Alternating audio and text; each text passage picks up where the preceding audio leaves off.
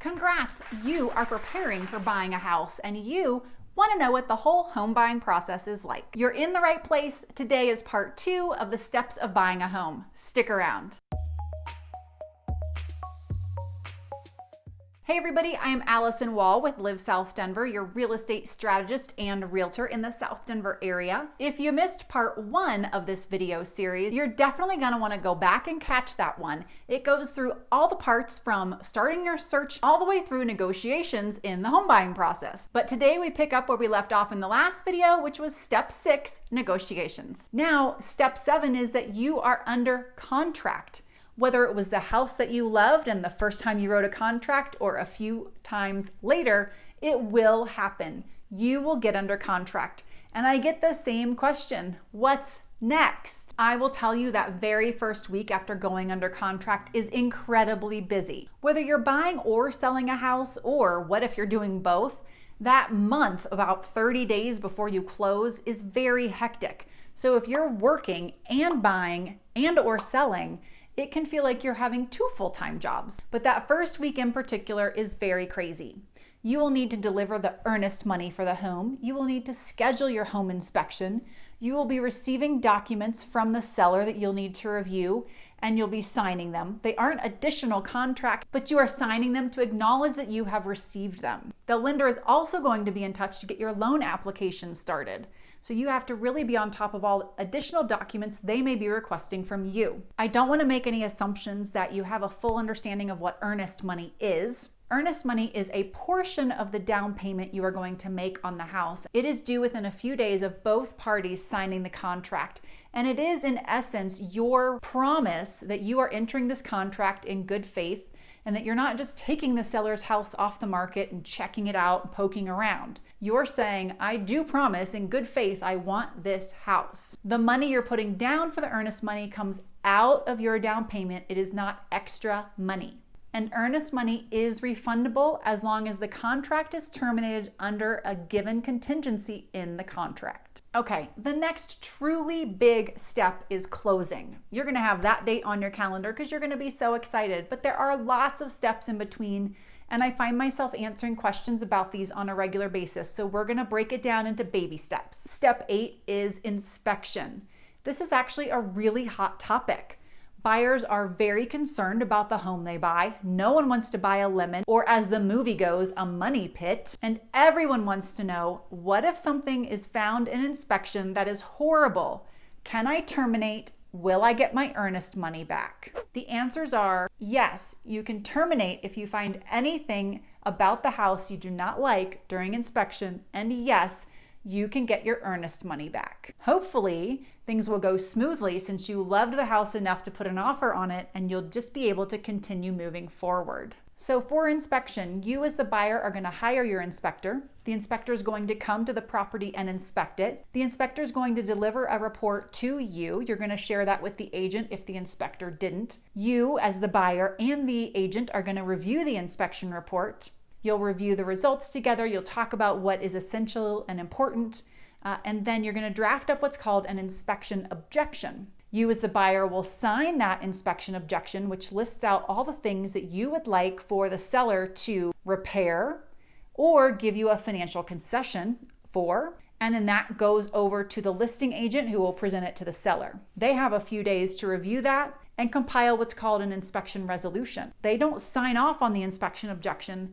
They actually take that, review it, create a new document where they say, based on what you sent us, we are willing to do X, Y, Z. It may be everything verbatim. It may be fewer things than you submitted requests for. They will send that back to you, the buyer, before the inspection resolution deadline, and then you have the option of signing it as it is. You have the option of walking away if they don't give you exactly what you asked for. We have the option of negotiating back and forth a little bit and saying, one of these items was a deal breaker. It needs to be there or we will walk away. If both parties can come to agreement and sign the inspection resolution by the deadline, then the contract moves on. If that cannot happen, the contract will terminate unless both parties want an extension to continue negotiating. Step 9 is the rest of your due diligence period. There are other things that you have an opportunity to review as a buyer. It's not only the inspection. You get to look over the title documents.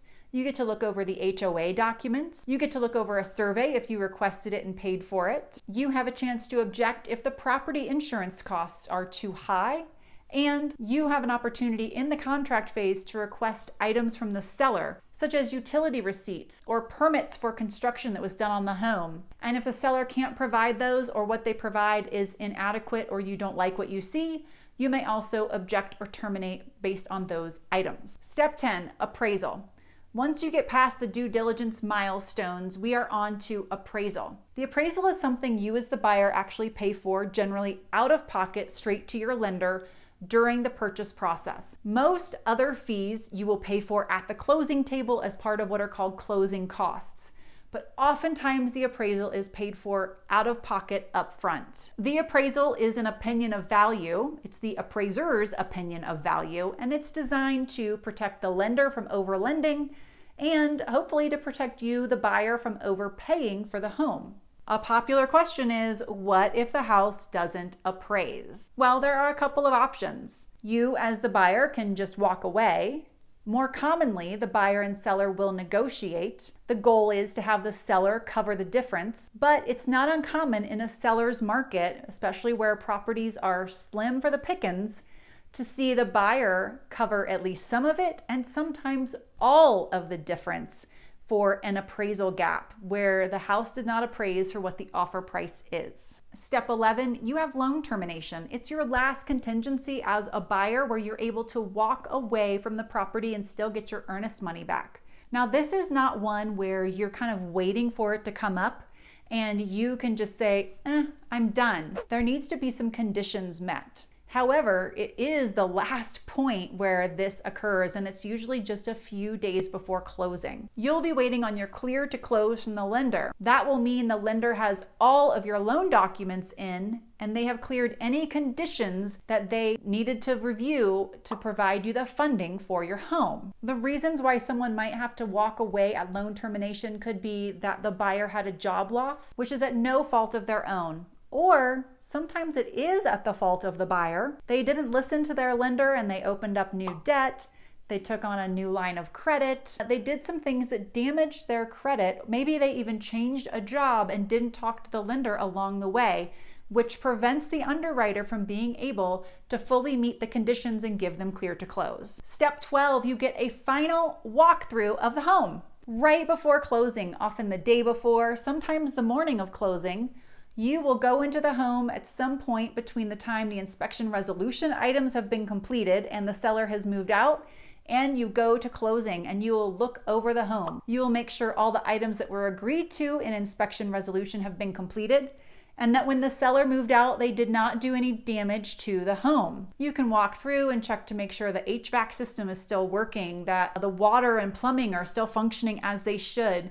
You are just walking through the home to ensure it's in the condition it was when you purchased it. If there is any damage to the home or something is different than when you signed the contract, it does not allow you to not show up at closing. Your agent and the other agent will talk through the problem and find the best solution for both parties so that closing can move forward. Step 13, closing day. The big day, the one you've been waiting for since the moment you submitted your offer on the house. You've been hoping to have this one be your home, and closing day is finally here. Each state is different in how closing is conducted. Here in Colorado, it is conducted by the title office, and we do not use attorneys. You will come to the title office and bring 2 forms of ID, at least one is a government form of ID, and you will deliver your closing funds via a wire transfer or a cashier's check. That's pretty standard form. Generally, your agent and the notary who is going to walk you through the paperwork is going to be there with you.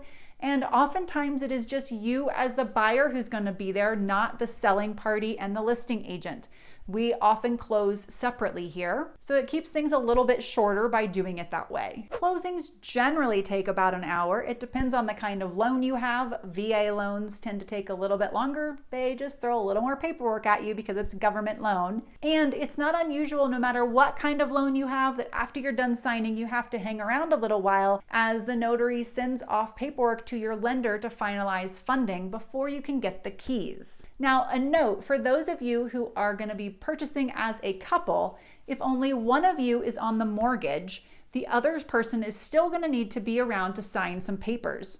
So don't think that if you didn't put your name on the paperwork with the lender that you're off the hook and don't have to show up. Once all the paperwork is signed, we know that the loan has funded and all the money is there, your agent is going to hand the keys over to you. You're going to get a big hearty congratulations, and you are now the owner of your new home. Off you go. You can open the doors, bring in boxes, move in, clean, unpack, and have a grand old time. Congratulations. And now you know all the steps to buying a home. The home process should not feel foreign to you. If I can answer any other questions about what it's like to buy here in the Denver market, please feel free to reach out. I am happy to help, serve how I can, answer questions. You can reach me by phone, by text, by email, and I look forward to seeing y'all next week.